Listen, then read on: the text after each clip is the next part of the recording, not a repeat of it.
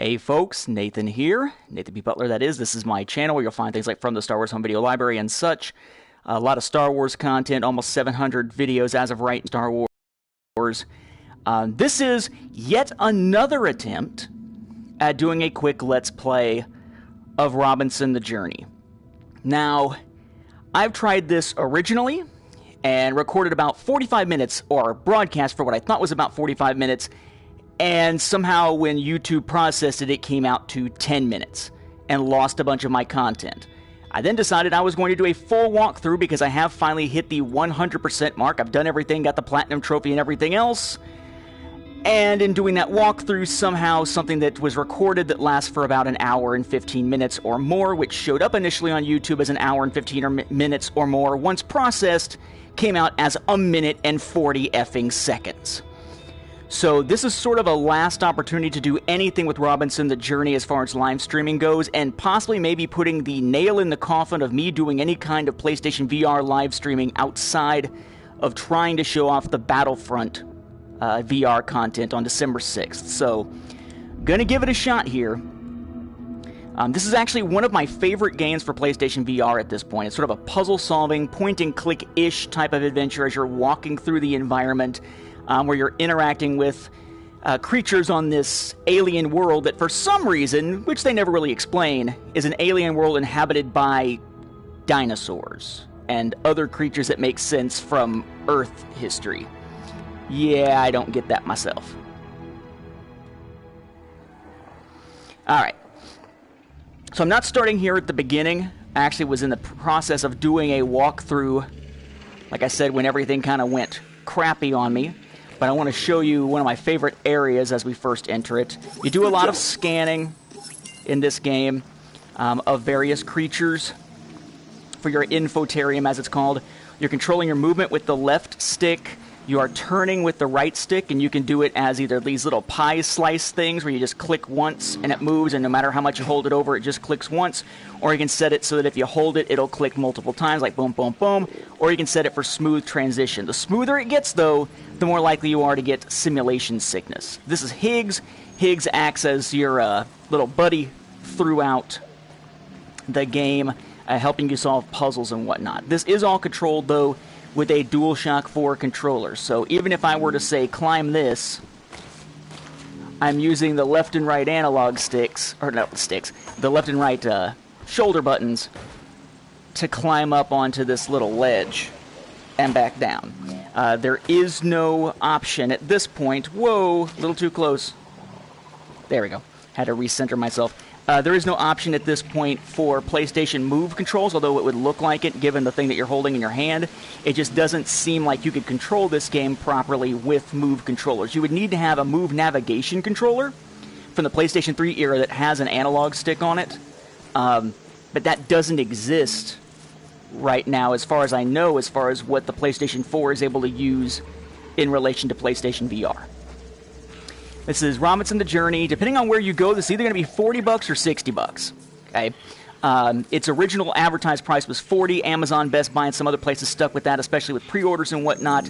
But the PlayStation Network, the digital marketplace, still sells it for the full $60 price tag, and a lot of stores have updated their price to the newer, corrected price. But I got it for like $30-something because you have an Amazon Prime discount. So one of those few times where getting it on a physical disc is probably the best option. This is Laika. She's sort of your little helpful dinosaur. You can give her commands like, hey, here, have some food. How's about you eat the food? There you go. Or I can tell her, roar. Laika, roar! You're basically a kid who is a survivor of this spaceship crash. I'd advise against adventure, Robin. It's dangerous. We'd have to explore uncharted areas. Well, that's what we're doing. We can live here safely by the pod forever. There's living, Higgs, and then there's surviving. Remember That pod doesn't even have a shower. Fine, but you can turn back at any time. This direction is definitely dangerous. Yes, I know. So what I'm doing basically here is I'm just going to go grab some things to scan. Essentially, scanning things helps you with... There's various progression items in the game. There's little things to collect, like these little communicators to scan, Good getting job. creatures. This guy is really difficult to ever get a chance to scan unless you're at this specific point. One of the many things I was trying to cover in that walkthrough, I'll deal with him later, I don't really care. I just want to show you some of the scale and problem-solving aspects of the game. And one of the best places to show scale is in the area that I'm going to right now. See how the vegetation here is becoming denser? That's because you are approaching what you might call a jungle. According to my dictionary, a jungle is defined as an unnavigable area of no, I tangled want to go the other way. trees I want to go to the filled tar with pits. man-eating predators.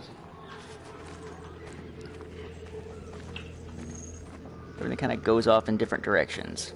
Is this where I want to go? There are fast travel points, but fast travel points are only available to you when you play after you've already beaten the game once.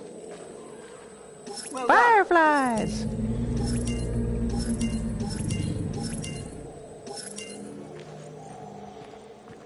Da-da-da. Yeah, there it is.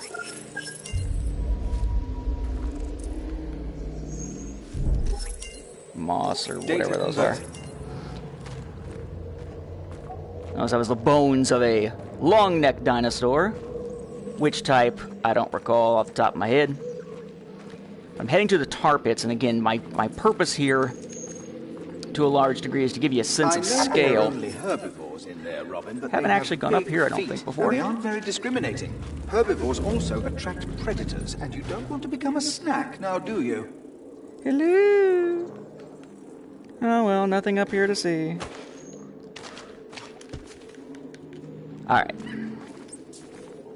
Let's see, yeah. First time I came in here, Remember to view them. I thought that I was coming out of here and looking at a large tree trunk. Wise to heedlessly follow your friend everywhere. It's not like it's sniffing out another Higgs unit, is it? Hey girl, not so Yes, fast. it is, Butthead. It is. Sniffing out another Higgs. Yeah. I'm like, oh, look at that. I thought it was a tree for a second. And then you walk out here, and holy shnikes. It's enormous. Constantly cause trouble. Mother. Whoa. Aha! I'm not the only one who finds your pet disturbing. You hit a red one and it This herd of resets. longnecks are grazing peacefully. It would be a wise idea to explore this area before something worse than your pet arrives.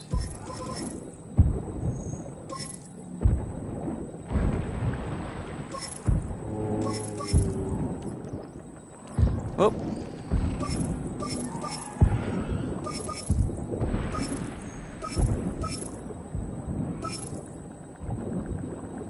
A little tough to get this guy. I mean, you can do it on other ones. First time I played, I used this guy. He works well enough. Ah, and I hit a red one. Screw it. Okay. Again, I'm just trying to show you how this plays. So, a lot of it is traversing the terrain and finding ways to solve stride through the tar flow like the longnecks, movement so puzzles. So like, okay, so I can't go up there. Okay. Getting stuck would be deadly. So I'll have to find another way across here. And essentially, your little thing here does have the ability to act like almost like a tractor beam thing to pull things to you. So you're gonna come up here, do. Oh.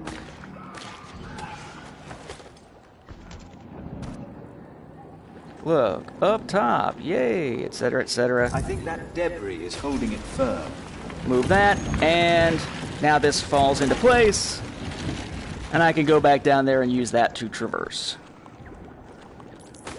It's quite the immersive environment, despite the fact that you are using a DualShock controller, as opposed to using a Move controller. Lots of cool creatures to scan, lots of puzzles to solve. Most of the puzzles are relatively simple, but I find that it's an immersive enough environment, and you move slowly enough, and this helps quite a bit. So I'm not usually getting the simulation sickness, motion sickness kind of thing with this. But we have this area that's full of the long-necked dinosaurs of various types. You've got a jungle that has velociraptors you have to be careful of and sneak around at some points. There is a point where you wind up running into a large T-Rex, unlike little tiny Laika here, who is a small T-Rex. There's various other creatures that you run into, lots of teeny tiny ones.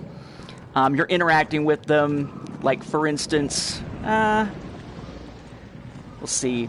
Like, you're trying to get some of these Higgs units, which are these little robot things. So, for instance, in here, you'll have to move a little platform and walk underneath some of these, scare one of them so it moves, and eventually make your way up, and you'll actually wind up here and ripping open a panel on a little a storage unit to find, because this sucker is going to wind up eating your little unit here.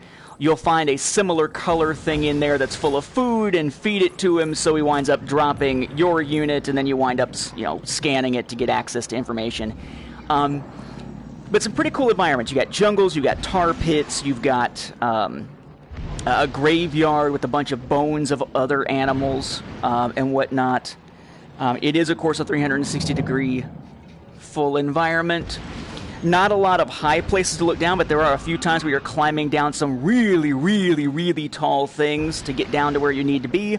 But usually you're focusing forward because you have to control your hands based on what you're seeing in front of you and your L2 and R2 buttons to control which hand is gripping what. So, quite immersive. Campaign itself runs a few hours.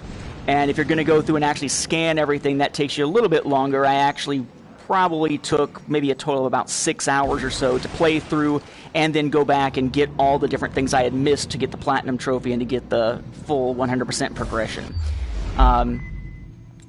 This is my unfinished account or save file where I was trying to do the walkthrough and everything screwed up. But you see, there's all kinds of little segments, some hidden, some immediately accessible, that basically just show you what you can do.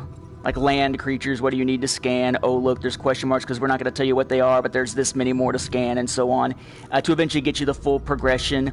You have a large map that'll wind up taking up multiple masses of land, and all kinds of information you can look up on the creatures and whatnot in your infotarium. Be able to look at 3D models of them and so forth. It's not a particularly action-packed game. It's more of an explore and solve puzzles type of game, and the threat generally is...